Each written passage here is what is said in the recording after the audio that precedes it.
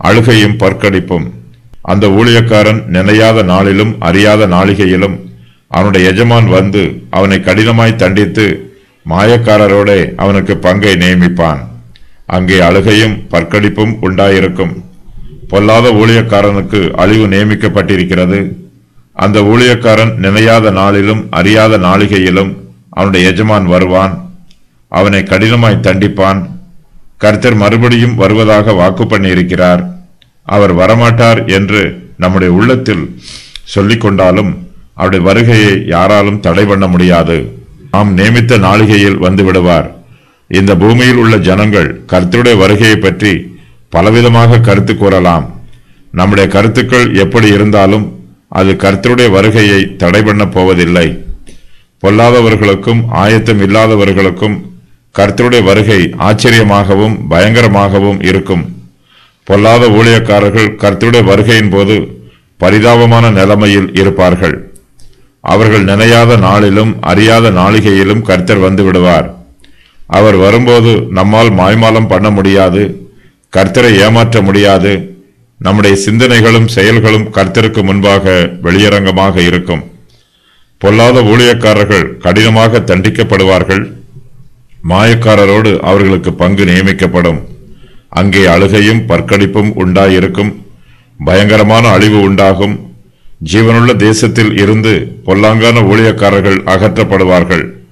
நீதிமான்களின் ஐக்கியத்தில் இருந்து இவர்கள் வேறு பிரிக்கப்பட்டு மாயக்காரரோடும் துன்மார்க்கரோடும் சேர்க்கப்படுவார்கள். உண்மையுள்ள ஊழியக்காரனுக்கு மரணம் வரும்போது அவன் உயர்ந்த ஸ்தானத்தில் உயர்த்தப்படுவான். பொல்லாத ஊழியக்காரனுக்கு மரணம் வரும்போது அவன் நரகத்தில் தள்ளப்படுவான். உண்மையுள்ள ஊழியக்காரன் மரித்த பின்பு கர்த்தருடைய சமூகத்தில் பிரவேசிப்பான், சந்தோஷமாக இருப்பான். ஆனால் பொல்லாத ஊழியக்காரனோ மாயக்காரரோடு சேர்ந்திருப்பான், நரகத்தில் தள்ளப்படுவான். அங்கு அழுகையும் பற்கடிப்பும் உண்டாயிருக்கும். அழுகையும் பற்கடிப்புமான இடத்தில் தங்கியிருப்பது மிகவும் கஷ்டமான காரியம். இங்கு இவற்றை தவிர வேறு எதுவும் இராது. எங்கு பார்த்தாலும் அழுகையும் பற்கடிப்பும் தான் இருக்கும். அழுகையும் பற்கடிப்பும் என்பது ஆத்மாவின் வேதனையையும் உபத்திரவத்தையும் குறிப்பிடுகிறது. தேவனுடைய உக்கிர கோபத்தினால் துன்மார்க்கருடைய ஆத்மா வேதனையை அனுபவிக்கிறது. தெய்வீக நியாய தீர்ப்பின் பிரகாரம் துன்மார்க்கருக்கு பொல்லாங்கரோடு பங்கு நியமிக்கப்பட்டிருக்கிறது. பாவிகள் நரகத்தில் பிரவேசிப்பதற்கு பாத்திரவான்களாக இருக்கிறார்கள். நரகத்தில் மாத்திரமே இவர்களுக்கு பங்கு இருக்கும், பரலோகத்தில் பங்கு இருக்காது. தம்முடைய பிள்ளைகளுக்கு கர்த்தர் நியாயாதிபதியாக இருந்தாலும் அவர்களுக்கு இரட்சகராகவும் இருக்கிறார்.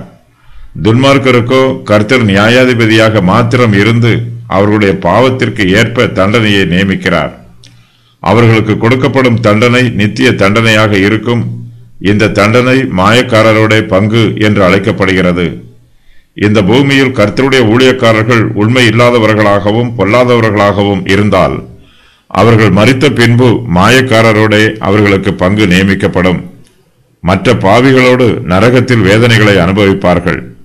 நரகம் பாவிகளுக்காக நியமிக்கப்பட்டிருக்கிறது. உண்மையில்லாத பொல்லாத ஊழியக்காரர்கள் பரலோகத்திற்குள் பிரவேசிக்கும் சிலாக்கியத்தை இழந்து நரகத்தில் பிரவேசிப்பார்கள். கர்த்தருடைய ஊழியக்காரர்களுக்கு இந்த வாக்கியம் எச்சரிப்பாக கூறப்பட்டிருக்கிறது. இந்த பூமியில் இருக்கும்போது கர்த்தருக்காக ஊழியம் செய்துவிட்டு நரகத்தில் போவது என்பது மிகவும் பரிதாபமான முடிவு. மற்ற ஜனங்களுக்கு பரலோகத்திற்கு செல்லும் பாதையை காண்பித்துவிட்டு பொல்லாத ஊழியக்காரர் நரகத்தின் பாதையை நோக்கி போய்கொண்டிருப்பார். இந்த பரிதாபமான நிலைமை கர்த்தருடைய ஊழியக்காரர் யாருக்கும் வரக்கூடாது. ஆகையினால் மற்றவர்களுக்கு பிரசங்கம் பண்ணும்போது பயபக்தியோடு பிரசங்கம் பண்ண வேண்டும்.